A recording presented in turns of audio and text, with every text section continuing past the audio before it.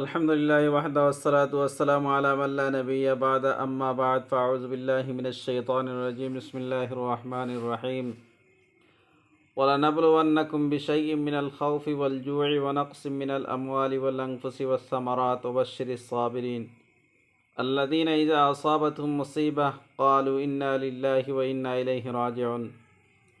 সম্মানিত মুসলিম ভাই বোনেরা, আল্লাহ তাবারাকা ওয়া তাআলা কখনো মানুষদেরকে পরীক্ষা করেন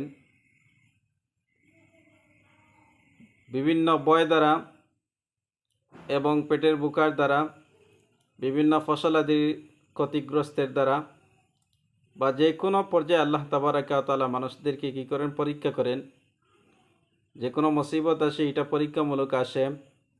তো এই সমস্ত মুসিবতের সময় ধৈর্য ধারণ করা এবং ইন্না লিল্লাহি ওয়া ইন্না ইলাইহি রাজিউন এই বাক্যটা পড়া। আসলে আমাদের বাংলাদেশের বিভিন্ন অঞ্চলে প্রায় 10টি জেলার মধ্যে বন্যা ক্ষতিগ্রস্ত মানুষ। এত ভয়ঙ্কর বন্যা আমার জীবনে দেখি নাই। খুবই ভয়ঙ্কর অবস্থা। বিশেষ করে নোয়াখালী, ফেনী, লক্ষ্মীপুর, কুমিল্লা, চাঁদপুর এইগুলার মধ্যে, বা আপনার চট্টগ্রামের মধ্যেও বন্যা আছে। বন্যা কবলিত এলাকার মানুষদেরকে আমরা উদ্ধার করার চেষ্টা করব। আমরা উদ্ধারে যাই। আমাদের বাংলাদেশের যে সমস্ত ছাত্র ভাইরা দেশটাকে কি করেছিলেন, আপনার স্বাধীন করেছিলেন, অবশ্যই আল্লাহ তাবারাকা ওয়া তাআলা আপনাদেরকে যোগ্যতা দান করেছেন। আপনারা চাইলে ওই সমস্ত মানুষদেরকে বন্যা থেকে উদ্ধার করে নিরাপদ স্থানে নিয়ে আসতে পারবেন। এই জন্য সরকারি, বেসরকারি এবং বিভিন্ন টিম আছে। আপনারা খুব তাড়াতাড়ি বন্যাগ্রস্ত এলাকায় যান, মানুষদেরকে উদ্ধারের কাজে নামেন। আর ওই সমস্ত উদ্ধারের কাজে বিভিন্ন টিম যাচ্ছে, কিন্তু আশ্চর্যজনক ব্যাপার হলো অনেক টিম জায়গা পর্যন্ত পৌঁছতে পারতেছে না বিভিন্ন যানজটের কারণে। বিশেষ করে ওই মহাসড়কগুলোর মধ্যে যে সমস্ত ট্রাক আছে, ওই সমস্ত ট্রাক জাম সৃষ্টি করেছে। যারা উদ্ধার করা যাচ্ছে, ওই সমস্ত গাড়িগুলা, ওই সমস্ত মানুষগুলা যাওয়া তাদের জন্য সম্ভব হচ্ছে না। দেখেন, একদিকে বন্যার পরিস্থিতিতে মানুষ মারা যাচ্ছে, মানুষ অসহায় অবস্থায় আছে, আবার অন্যদিকে ওই সমস্ত মানুষদেরকে বাঁচানোর জন্য যাইতে কিন্তু তারা পারছেন না এই জামের কারণে। আমার মনে হয় এগুলো হয়তো পরিকল্পিতভাবে হতে পারে, নতুবা এই ট্রাকগুলা কেন এইভাবে জাম লাগাইতো? বিভিন্ন ট্রলার নিয়ে, স্পিড বোট নিয়ে মানুষগুলা যাইতে পারতেছে না। এই জন্য আপনাদের কাছে খুবই অনুরোধ থাকবো আমার, যে আপনারা এই সমস্ত জ্যাম ত্যাগ করে মানুষদেরকে যাওয়ার জন্য রাস্তা খুলে দেন। আর যদি যাওয়ার জন্য রাস্তা খোলা না হয়, তাহলে সরকারি কর্মকর্তা যারা আছে এদেরকে জানান। সরকারি কর্মকর্তারা গিয়ে ওদেরকে, এই সমস্ত ড্রাইভারদেরকে আপনারা কী করেন? গ্রেফতার করেন এবং জাম ছুটিয়ে মানুষদেরকে উদ্ধার করার কাজে যাওয়ার জন্য আপনার রাস্তা করে দেন। আরও একটা আশ্চর্যজনক ব্যাপার হলো যে ওই এলাকায়, ওই সমস্ত এলাকায়, বন্যাগ্রস্ত এলাকায় যে সমস্ত মানুষের ট্রলার আছে, স্পিডবোট আছে, বিভিন্ন জায়গা থেকে টিম যাচ্ছে, টাকা পয়সা নিয়ে, খাবার দাবার নিয়ে উদ্ধারের কাজে যাচ্ছে। কিন্তু ওই স্পিডবোটের মালিকেরা, ট্রলারের মালিকেরা এত আপনার অ্যামাউন্ট চাচ্ছে। কেউ লাখ, 1.5 লাখ, 2 লাখ পর্যন্ত, 80,000 পর্যন্ত চাচ্ছে।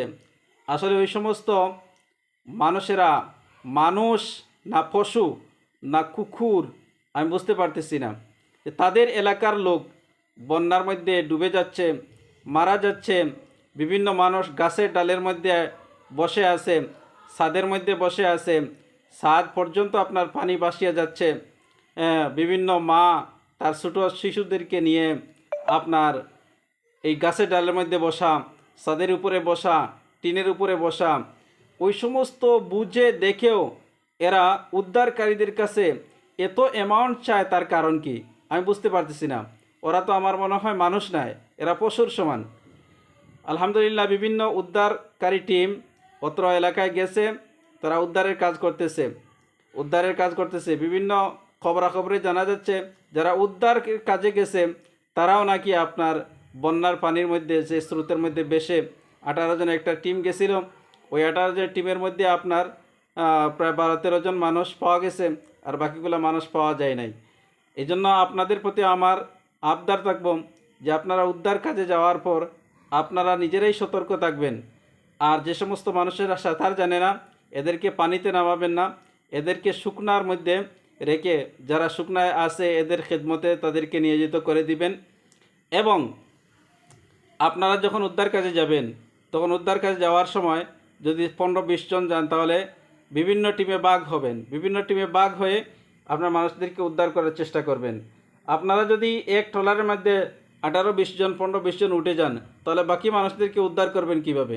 এই জন্য আপনারা আপনার বিভিন্ন টিমে নিযুক্ত হন, বিভিন্ন টিমে বাটোয়ারা হয়ে মানুষদেরকে উদ্ধার করার চেষ্টা করেন। অনেক মানুষদের আপনার খোঁজখবর পাওয়া যাচ্ছে না, বিদেশ থেকে প্রায় মানুষেরা বলতেছে আমার অমুকের খোঁজখবর নাই, আমার তমুকের খোঁজখবর নাই, এগুলা আপনার মানুষ বলতেছে। আসলে উদ্ধারকারী টিম তো অনেক জায়গায় অনেক সময় অনেক জায়গায় পৌঁছতেও পারতেছে না, কারণ তাদের জানা নেই কোথায় কোথায় কে আটকানো অবস্থায় আছেন। এই জন্য সরকারি বাহিনীদেরকেও বলবো যে আপনারা খুব তালাশি করেন, চিরুনি তালাশি করে মানুষদেরকে উদ্ধার করে নিয়ে আসেন, মহিলাদেরকে, ছোটো ছোটো বাচ্চাদেরকে উদ্ধার করে নিয়ে আসেন। এবং ডাক্তার ভাইদের ব্যাপারে আমি বলবো যে আপনারা যাতে আপনার ফ্রি চিকিৎসা দেওয়ার জন্য সেখানে যান, ফ্রি চিকিৎসা দেন। জীবনেতে বহু রুজি রোজগার করলেন, আয় ইনকাম করলেন, একবার কমপক্ষে ফ্রি চিকিৎসা দেওয়ার চেষ্টা করেন। আর বাকি যেই সমস্ত এলাকা আমরা বন্যাগ্রস্ত নয়, আমরা ওই সমস্ত মানুষদেরকে আপনার খাবার পৌঁছানোর জন্য কি করি, আপনার টাকা উত্তোলন করি আমাদের এলাকা থেকে, বা যে যে এলাকায় আছেন ওই এলাকা থেকে আপনার টাকা তুলে মানুষদের কাছে এগুলো পৌঁছে দেওয়ার চেষ্টা করেন, মানুষের খেদমত করার চেষ্টা করেন। আজ তাদের অবস্থা এরকম হয়েছে, কাল হয়তো আপনার অবস্থা এরকম হতে পারে।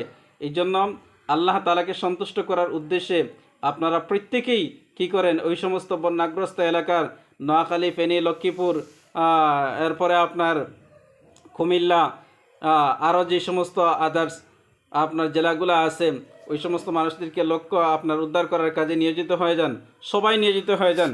আল্লাহ তাবারাকা ওয়া তাআলা সকলকে তৌফিক দান করুক এবং উদ্ধার কাজে সবাই যেন আমরা নিয়োজিত হতে পারি এবং মানুষদের খেদমতের জন্য আমরা যেন নিয়োজিত হতে পারি। আল্লাহ রাব্বুল আমাদের সকলকে তৌফিক দান করুক, আমিন।